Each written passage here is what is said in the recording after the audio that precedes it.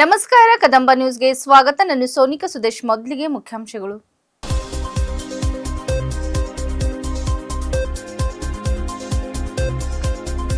ಬಾಪುರ್ ಗ್ರಾಮದಲ್ಲಿ 5 ಕೋಟಿ ನೀರಾವರಿ ಯೋಜನೆಗೆ ಚಾಲನೆ. 4 ಎಕರೆ ಕೃಷಿಗೆ ನೀರಿನ ಭರವಸೆ.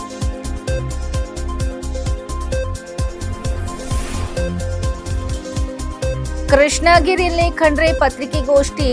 ಡಿಎಂಕೆ ಕಾಂಗ್ರೆಸ್ ಮೈತ್ರಿಗೆ ಬೆಂಬಲ ಕೋರಿಕೆ.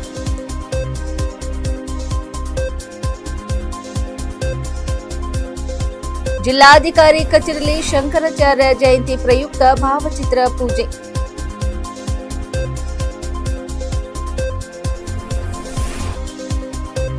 ಹುಬ್ಬಳ್ಳಿ ಫ್ಲೈಟ್ಗೆ ತಾಂತ್ರಿಕ ದೋಷ. 4 ಗಂಟೆ ಆಕಾಶದಲ್ಲಿ ಸುತ್ತಾಡಿದ ವಿಮಾನ. ಸುದ್ದಿಯ ವಿವರಗಳು. ಬೀದರ್ ತಾಲೂಕಿನ ಬಾಪುರ್ ಗ್ರಾಮದಲ್ಲಿ ಕರ್ನಾಟಕ ಸರ್ಕಾರದ ನೀರಾವರಿ ಇಲಾಖೆಯ ವತಿಯಿಂದ 2026-27ನೇ ಸಾಲಿನ ಯೋಜನೆಯಡಿ 5 ಕೋಟಿ ವೆಚ್ಚದಲ್ಲಿ 400 ಎಕರೆ ಜಮೀನಿಗೆ ನೀರು ಹರಿಸುವ ಮಹತ್ವದ ನೀರಾವರಿ ಯೋಜನೆಗೆ ಶಾಸಕ ಶೈಲೇಂದ್ರ ಬೆಲ್ದಾಳೆ ಚಾಲನೆ ನೀಡಿದರು.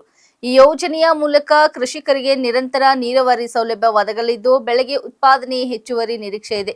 ಇದರಿಂದ ರೈತರ ಆದಾಯ ಹೆಚ್ಚಳವಾಗುವುದರ ಜೊತೆಗೆ ಅವರ ಆರ್ಥಿಕ ಸ್ಥಿತಿಗೆ ಬಲ ಸಿಗಲಿದೆ. ಕಾರ್ಯಕ್ರಮದಲ್ಲಿ ಮಾತನಾಡಿದ ಶಾಸಕ ಶೈಲೇಂದ್ರ ಬೆಲ್ದಾಳೆ, ನೀರಾವರಿ ವ್ಯವಸ್ಥೆ ವಿಸ್ತರಣೆ ಗ್ರಾಮೀಣ ಅಭಿವೃದ್ಧಿಗೆ ಅತ್ಯಂತ ಅಗತ್ಯ. ಈ ಯೋಜನೆ ರೈತರ ಜೀವನದಲ್ಲಿ ಸಕಾರಾತ್ಮಕ ಬದಲಾವಣೆ ತರಲಿದೆ ಎಂದು ಹೇಳಿದರು.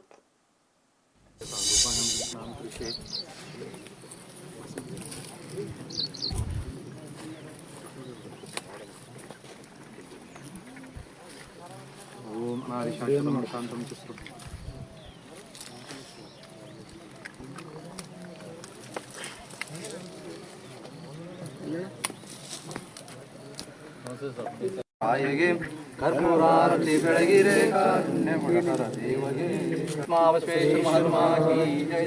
ಜಯ ಪಾರ್ವತಿ ಪರಮೇಶ್ವರ ಹರ ಮಹಾದೇವ.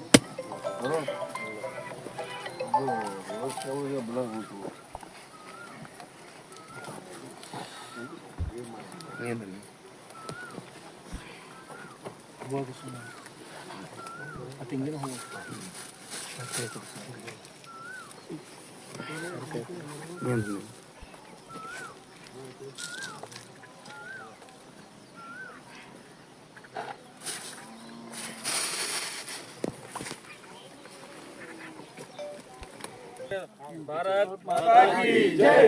भारत माता की जय. डॉक्टर शैलेंद्र बेल्दाळे ಅವರಿಗೆ ಜಯವಾಗಲಿ. ಡಾಕ್ಟರ್ ಶೈಲೇಂದ್ರ ಬೆಲ್ದಾಳೆ ಅವರಿಗೆ ಜಯವಾಗಲಿ. ಭಾರತೀಯ ಜನತಾ ಪಕ್ಷಕ್ಕೆ ಜಯವಾಗಲಿ. ತಮಿಳುನಾಡು ವಿಧಾನಸಭೆ ಚುನಾವಣೆಯ ಹಿನ್ನೆಲೆಯಲ್ಲಿ ಕೃಷ್ಣಗಿರಿ ವಿಧಾನಸಭಾ ಕ್ಷೇತ್ರದಲ್ಲಿ ಕಾಂಗ್ರೆಸ್ ಅಭ್ಯರ್ಥಿ ಡಾಕ್ಟರ್ ಚೆಲ್ಲಾಕುಮಾರ್ ಅವರ ಪರವಾಗಿ ಅರಣ್ಯ ಸಚಿವ ಈಶ್ವರ್ ಖಂಡ್ರೆ ಪತ್ರಿಕೆಗೋಷ್ಠಿ ನಡೆಸಿದರು. ಪತ್ರಿಕೆಗೋಷ್ಠಿಯಲ್ಲಿ ಮಾತನಾಡಿದ ಅವರು, ತಮಿಳುನಾಡಿನ ಸಮಗ್ರ ಅಭಿವೃದ್ಧಿ, ಸಾಮಾಜಿಕ ನ್ಯಾಯ ಮತ್ತು ಜನಪರ ಆಡಳಿತವನ್ನು ಮುಂದುವರಿಸಲು ಡಿಎಂಕೆ ಕಾಂಗ್ರೆಸ್ ಮೈತ್ರಿ ಅಭ್ಯರ್ಥಿಗಳನ್ನು ಭಾರಿ ಬಹುಮತದಿಂದ ಗೆಲ್ಲಿಸುವಂತೆ ಮತದಾರರಲ್ಲಿ ಮನವಿ ಮಾಡಿದರು. ಮೈತ್ರಿ ಸರ್ಕಾರವು ಜನರ ವಿಶ್ವಾಸಕ್ಕೆ ತಕ್ಕಂತೆ ಕೆಲಸ ಮಾಡುತ್ತಿದ್ದು ರಾಜ್ಯದ ಅಭಿವೃದ್ಧಿಗೆ ಪರಿಣಾಮಕಾರಿಯಾಗಿ ಕೊಡುಗೆ ನೀಡುತ್ತದೆ ಎಂದು ಅವರು ಹೇಳಿದರು. ಈ ಆಡಳಿತವನ್ನು ಮತ್ತಷ್ಟು ಬಲಪಡಿಸಲು ಮತದಾರರು ತಮ್ಮ ಅಮೂಲ್ಯ ಮತವನ್ನು ನೀಡಿ ಬೆಂಬಲಿಸಬೇಕು ಎಂದು ಕರೆ ನೀಡಿದರು. I am All India Veershiva Lingayat Mahasabha President who is representing the community. Today I have come to Tamil Nadu Krishnagiri district to campaign for the Congress candidate, the senior leader, Sri Chellakumar ji. As you all aware that Tamil Nadu is going for general elections and day after tomorrow is the voting. As you all know that Tamil Nadu and Kerala, not only we share borders, we share our culture, our festival, our language, everything. Tamil and Kannada is like brothers and sisters. Our dialect is also similar. Lakhs and lakhs of Tamil people are residing in Karnataka, and lakhs of Kannada people, they are living in Tamil Nadu. So in the interest of the people, in the interest of social justice, in the interest of poor people, and in the interest of the Tamilian pride, vote for the development of Krishnagiri, vote for the protection of our farmers, Vote for the protection of your language and culture. Vote for the hand symbol and the rising sun all over Tamil Nadu. Even being the President of All India Virsha Mahasabha, I appeal to all from Tamil Nadu, that all the voters to vote for the Congress, to vote for Chalakumarji, and I am 100% sure that you will get elected with a thumping majority. ಜಿಲ್ಲಾಧಿಕಾರಿಗಳ ಕಚೇರಿಯಲ್ಲಿಂದು ಶ್ರೀ ಶಂಕರಾಚಾರ್ಯ ಜಯಂತಿಯ ಪ್ರಯುಕ್ತ ಅವರ ಭಾವಚಿತ್ರಕ್ಕೆ ಪೂಜೆ ಸಲ್ಲಿಸಲಾಯಿತು. ಈ ಸಂದರ್ಭದಲ್ಲಿ ಬೀದರ್ ದಕ್ಷಿಣ ಶಾಸಕ ಡಾ ಶೈಲೇಂದರ್ ಬೆಲ್ದಾಳೆ, ಜಿಲ್ಲಾಧಿಕಾರಿ ಶಿಲ್ಪಾ ಶರ್ಮಾ, ಅಪರ ಜಿಲ್ಲಾಧಿಕಾರಿ ಶಿವಾನಂದ್ ಕರಳೆ, ಅಖಿಲ ಕರ್ನಾಟಕ ಬ್ರಾಹ್ಮಣ ಮಹಾಸಭಾ ಜಿಲ್ಲಾಧ್ಯಕ್ಷ ವೆಂಕಟೇಶ್ ಕುಲಕರ್ಣಿ ಹುಮ್ನಾಬಾದ್, ಮಹಾಸಂಘದ ಅಧ್ಯಕ್ಷ ರಮೇಶ್ ಕುಲಕರ್ಣಿ, ರಾಜ್ಯ ಸಂಘಟನಾ ಕಾರ್ಯದರ್ಶಿ ಸತೀಶ್ ಕುಲಕರ್ಣಿ ಕೋಲಾರ್, ರಾಜ್ಯ ಕುಲಕರ್ಣಿ ಸದಾನಂದ ಜೋಶಿ, ಮನೋಹರ್ ದಂಡೆ, ರೇಖಾ ಕುಲಕರ್ಣಿ, ದೇವಿದಾಸ್ ಜೋಶಿ, ಸುನಿಲ್ ಕುಲಕರ್ಣಿ, ಗೋಪಾಲ್ ಕುಲಕರ್ಣಿ, ಬೇಸನ್ರಾವ್ ಕಾಣಿಹಾಳ್, ಉಪೇಂದ್ರ ದೇಶಪಾಂಡೆ, ಗಿರೀಶ್ ಮೈಲರ್ಕರ್, ಹನುಮಂತ್ ಕುಲಕರ್ಣಿ, ಸಿದ್ದರಾಮ್ ಸಿಂಧೆ ಸೇರಿದಂತೆ ವಿವಿಧ ಇಲಾಖೆ ಅಧಿಕಾರಿಗಳು ಉಪಸ್ಥಿತರಿದ್ದರು. ವಿಮಾನ ದುರಂತಗಳ ಸಂಖ್ಯೆ ಹೆಚ್ಚುತ್ತಿರುವಾಗಲೇ ರಾಜ್ಯದಲ್ಲಿ ದೊಡ್ಡ ದುರಂತವೊಂದು ತಪ್ಪಿದಂತಾಗಿದೆ. ಹೈದರಾಬಾದ್ನಿಂದ ಹುಬ್ಬಳ್ಳಿಗೆ ಬರುತ್ತಿದ್ದ ವಿಮಾನ ಏಕಾಏಕಿ ನಿಯಂತ್ರಣ ಕಳೆದುಕೊಂಡಿದ್ದು, ಬಳಿಕ ಆಗಸದಲ್ಲೇ ಸುಮಾರು 4 ಗಂಟೆಗಳ ಸುತ್ತಾಡಿ ಪ್ರಯಾಣಿಕರಿಗೆ ಸಾವಿನ ದರ್ಶನ ಮಾಡಿಸಿದೆ. ಏಕಾಏಕಿ ವೇಗದ ನಿಯಂತ್ರಣ ಕಳೆದುಕೊಂಡ ಫ್ಲೈಟ್ನನ್ನು ಸೇಫ್ ಆಗಿ ಲ್ಯಾಂಡ್ ಮಾಡಲು ಪೈಲಟ್ ಹರಸಾಹಸ ಪಟ್ಟಿದ್ದಾರೆ. ಹುಬ್ಬಳ್ಳಿಯಲ್ಲಿ ಲ್ಯಾಂಡ್ ಆಗಬೇಕಿದ್ದ ಫ್ಲೈಟ್ 4 ಗಂಟೆ ತಡವಾಗಿ ಬೆಂಗಳೂರಿನಲ್ಲಿ ಲ್ಯಾಂಡ್ ಆಗಿದೆ. ಹೈದರಾಬಾದ್ನಿಂದ ಹುಬ್ಬಳ್ಳಿಗೆ ಬರುತ್ತಿದ್ದ ವಿಮಾನದಲ್ಲಿ ಈ ಅವಘಡ ಸಂಭವಿಸಿದೆ. Fly 91 airlines IC3401 ATR turbo prop AT7 ಸಂಖ್ಯೆಯ ಫ್ಲೈಟ್ನಲ್ಲಿ ತಾಂತ್ರಿಕ ದೋಷ ಕಾಣಿಸಿಕೊಂಡಿದೆ. ಹೈದರಾಬಾದ್ ರಾಜೀವ್ ಗಾಂಧಿ ಇಂಟರ್ ನ್ಯಾಷನಲ್ ವಿಮಾನ ನಿಲ್ದಾಣದಿಂದ ಟೇಕ್ ಆಫ್ ಆದ ಈ ವಿಮಾನ ಸಂಜೆ ಹುಬ್ಬಳ್ಳಿಯಲ್ಲಿ ಲ್ಯಾಂಡ್ ಆಗಬೇಕಿತ್ತು.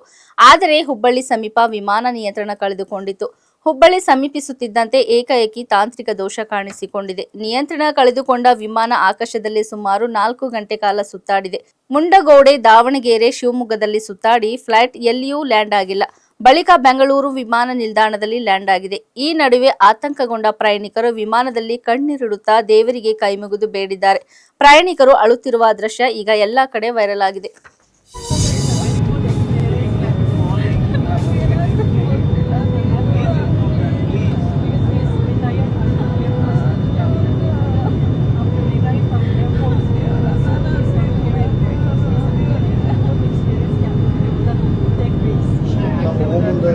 ಏನಂದಿದ್ದೀವಿ ಏನೇನು ಮಾತಾಡಿ ನಾನು ಫ್ಲೈಟ್ ಹತ್ಕೊಂಡು ವಿಚಾರ ಮಾಡಿ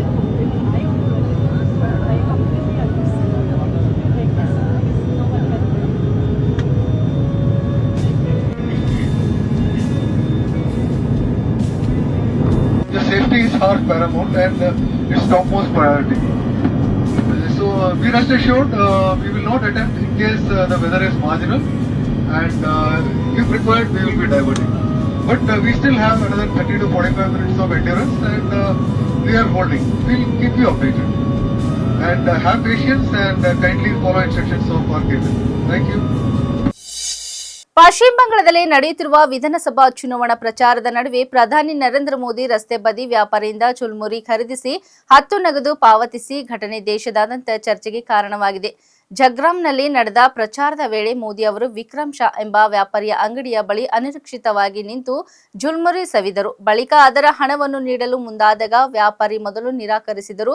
ಮೋದಿ ಅವರು ಒತ್ತಾಯಪೂರ್ವಕವಾಗಿ 10 ರೂಪಾಯಿ ನೋಟನ್ನು ನೀಡಿದ್ದಾರೆ. ಈ ಘಟನೆಯ ವಿಡಿಯೋ ಸಾಮಾಜಿಕ ಜಾಲತಾಣಗಳಲ್ಲಿ ವೈರಲ್ ಆಗಿದೆ. ನಗದು ರಹಿತ ವಹಿವಾಟುಗಳನ್ನು ಉತ್ತೇಜಿಸುವ ಡಿಜಿಟಲ್ ಇಂಡಿಯಾ ಅಭಿಯಾನದ ಮುಖವಾಡವಾಗಿರುವ ಮೋದಿ ಅವರು ನಗದು ಬಳಸಿರುವುದು ಪರ ವಿರೋಧ ಚರ್ಚೆಗೆ ಕಾರಣವಾಗಿದೆ. ಮೋದಿ ಬೆಂಬಲಿಗರು ಈ 10 ರೂಪಾಯಿ ನೋಟು ವ್ಯಾಪಾರಿಗೆ ನೆನಪಿನ ಕಾಣಿಕೆಯಾಗಲಿದೆ ಎಂದು ಸಮರ್ಥಿಸಿದ್ದಾರೆ. ವಿರೋಧ ಪಕ್ಷಗಳು ಇದನ್ನು ವ್ಯಂಗ್ಯ ಮಾಡುತ್ತಿವೆ. ಒಟ್ಟಾರೆಯಾಗಿ ಈ ಘಟನೆ ಮುರಿಪೆ ಚರ್ಚಾ ಎಂಬ ಹೆಸರಿನಲ್ಲಿ ಸಾಮಾಜಿಕ ಜಾಲತಾಣಗಳಲ್ಲಿ ಭಾರಿ ಸದ್ದು ಮಾಡುತ್ತಿದೆ. भाई हमें अपना जाल मूली खिलाओ। हाँ कितने का होता है आपका जाल मूली? आप कितने का नहीं अच्छे वाला कितने का होता है? 10 20 हाँ जो भी है बना दो। हाँ दाल थोड़ी खाएंगे? हाँ हाँ खाएंगे बिल्कुल खाएंगे। तो कितना 10 रुपया देना है? दुकान में आए सर एक हाँ 10 रुपया देना है। नहीं भाई ऐसा नहीं। हाँ सर प्याज खाते हैं आप? हाँ हाँ प्याज खाते हैं, दिमाग नहीं खाते बस।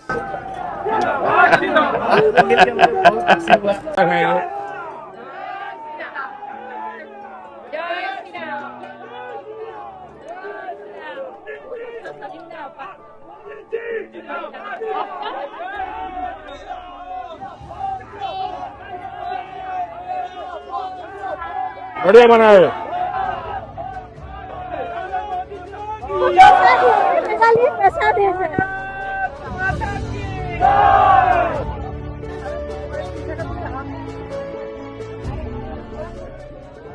चलो